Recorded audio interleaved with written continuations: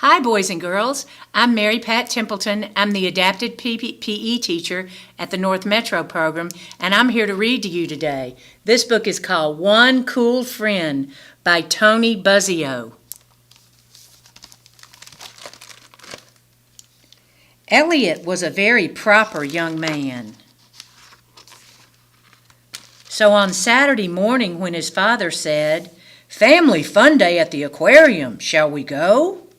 Elliot thought, kids, masses of noisy kids, but he only said, "Of course, thank you for inviting me." At the aquarium, Elliot's father settled on a bench to read his National Geographic. "Have some fun, Elliot," he said. So Elliot did. He skipped the mobs of kids at the giant saltwater tank, amazing jellies display, and hands-on tide pool exhibit. At the end of the hall, he discovered penguins! In their tiny black feather tuxedos, with their proper posture, they reminded Elliot of himself. Even Ferdinand Magellan looked like his kind of guy. At noontime, Elliot's father asked, "Are you having fun?" "Yes, thank you," said Elliot. "May I please have a penguin?" "Sure," his father said, and handed over a $20 bill. "That's very kind," Elliot said, and headed off. Elliot emptied the school notices from his backpack, selected the smallest penguin, and popped it inside. His father asked, "Where's your penguin?" "In my backpack," Elliot said. "Thanks for asking."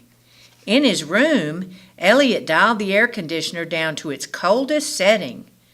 "Maybe you'd like to skate?" Elliot asked. "Grok," said Magellan. So Elliot dragged his old wading pool upstairs, then fed the garden hose through the kitchen window and turned on the faucet. "Forgive the inconvenience," he said as he passed his father's office. Soon the air conditioner had done its work. Later, Elliot knocked on the door of his father's office. "I have some research to do at the library about Magellan." "When I was in 3rd grade, I got Captain Cook," his father said. "Where did you keep him?" Elliot asked. But his father had already returned to charting the changing boundaries of the Great Barrier Reef. Elliot and Magellan rode to the library.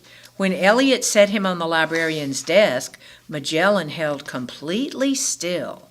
Mrs. Stanbridge didn't blink an eye even when Magellan blinked his.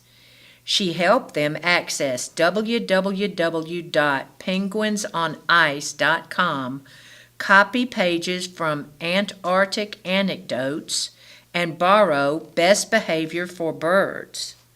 On the way home, Elliot stopped for 8 bags of ice and a snack. Luckily, his father's $20 bill was just enough to cover it. "How did the research go?" Elliot's father asked from behind an atlas. "Great! Magellan was perfect," Elliot said. "Just like Captain Cook," his father said. Elliot read his library book aloud while Magellan cooled down. They shared a bag of goldfish crackers, but Magellan was still hungry. "May I please bake frozen pizzas for supper?" Elliot asked. "That's nice of you," his father said, "but the only flavor we have left is anchovy." "Perfect," Elliot said. "Magellan loves them." That evening, Elliot heard his father rummaging for ice cream. Luckily, Magellan had politely moved the carton to the front of the freezer shelf. Unfortunately, Magellan forgot his manners overnight. When Magellan awoke, he was longing for a swim. Elliot drew him a deep tub of cold water.